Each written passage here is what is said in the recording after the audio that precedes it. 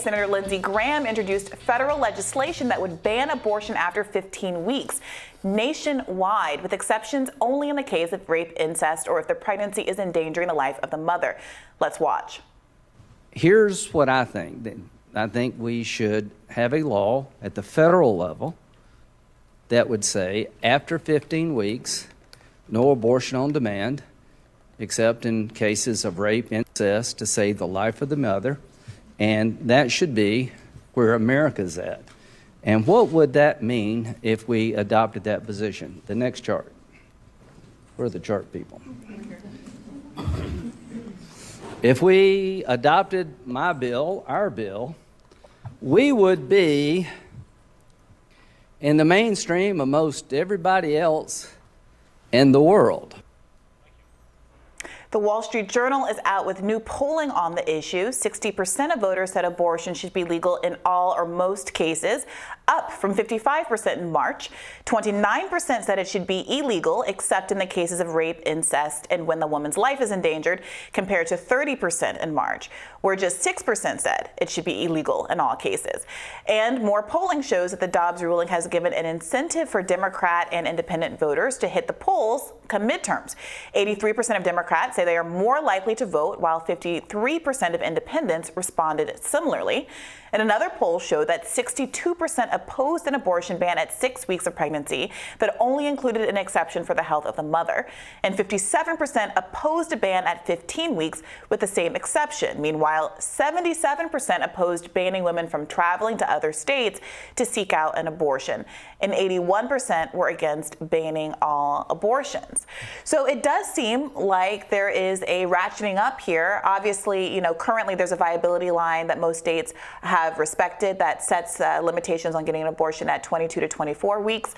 Now we're talking about a 15-week ban, which was the object of the Dobbs ruling in the first instance. Lindsey Graham points to the fact that in many other countries in the world, there is, including in Europe, countries that we kind of see as peer parallel countries in terms of, democracy and, human rights and things like that, do have 15-week bans.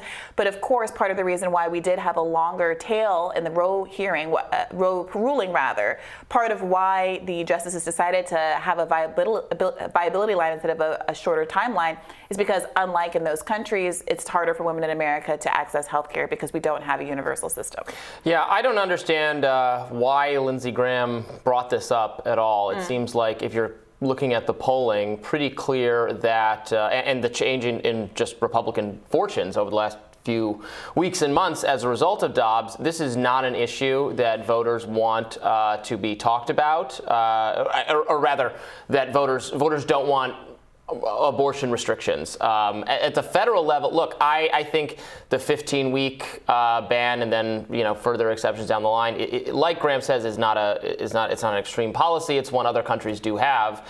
But as I've said on other issues, I wouldn't put this in the federal government's hands. I would let states experiment with different policies and see which one people like best. It's clear that people don't have the level of support that you would want to see for this, universal across the board at the federal level. Like, don't bring this up. This seems like a very self-inflicted wound to bring this up, and it's not. But if you look at the polling, it's not popular enough. It has been in the past. You could get close to around a 50% support for something similar to this, allowing abortion in the first trimester, then having a cutoff around there with then some leeway later on. Again, I don't think that's a unreasonable policy, but no reason to do it at the federal level, and it's clear that since the Dobbs ruling, more people who might have previously been for that are saying, "Oh, wait a minute, I don't like what abortion enforcement actually looks like."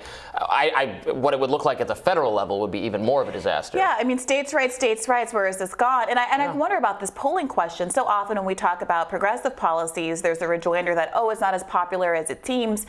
People might say they like Medicare for all, but it depends on how you phrase the question and things like that. I wonder if sometimes when we ask people about whether or not they support abortion bans or would want to overturn Roe, there is this extent to which they are answering with the belief that it's not actually going to happen. They can kind of symbolically express a kind of conservative value without having to really reckon with the implications of what would happen if they won. And it does feel like the Republicans are in a situation now where they're the dog that caught the car. And it's not just that they don't know what to do with it, they're doubling down on chasing a car that's already kind of bashed them in the face. So yeah, and I get that this was an important public policy win for conservatives. You can't promise your conservative base things and then just not give it to them over and over again. That's part of the reason the Republican base got so mad at the GOP establishment for so many years, feeling like they were not getting the policies. Social conservatives, in particular, felt like they were getting lip service from the GOP. I can relate. Right, you can, and they were getting lip service. They were getting, even. And them wanting policies that I wouldn't necessarily support, but then the GOP is lying to them, saying, "Oh yes, we're on board. We're going to do all these socially conservative things that they were never going to do." So, given the opportunity to actually deliver on something, a substantial, not a substantial, maybe portion of the entire country, but a huge majority of the grassroots activist conservatives, something they have desperately wanted, the thing they want almost the most for decades, you had to give it to them and just deal with, from a tactical, strategic, party building standpoint, you had to give them that and just kind of suffer whatever short-term electoral consequences you're going to suffer. So I agree with that, but there's no reason to continue to do like what Lindsey Graham is doing here. So at the end of his press conference, a reporter asked him a very tough question about pregnancy complications and shared her own story. Let's watch. Graham, what would you say to somebody like me who found out that their son had an anomaly that would make him incompatible life in 16 weeks? I had regular appointments, I did everything right, and at 16 weeks we found out that our son would likely not live. When he was born, he lived for 8 days. He bled from every orifice of his body, but we were allowed to make that choice for him. You would be robbing that choice from those women? What do you say to someone like me? Here's what I would say. The world pretty much has spoken on this issue.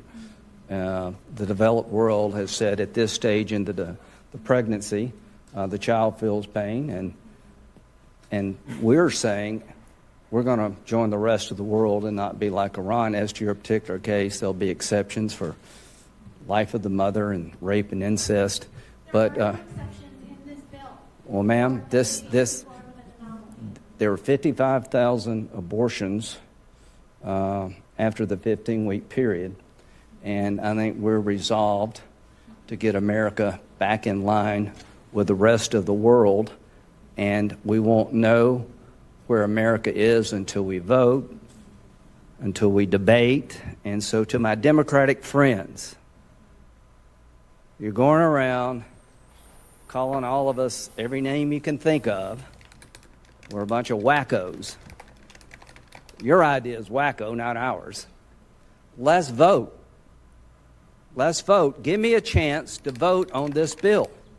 We'll take her considerations and we'll vote.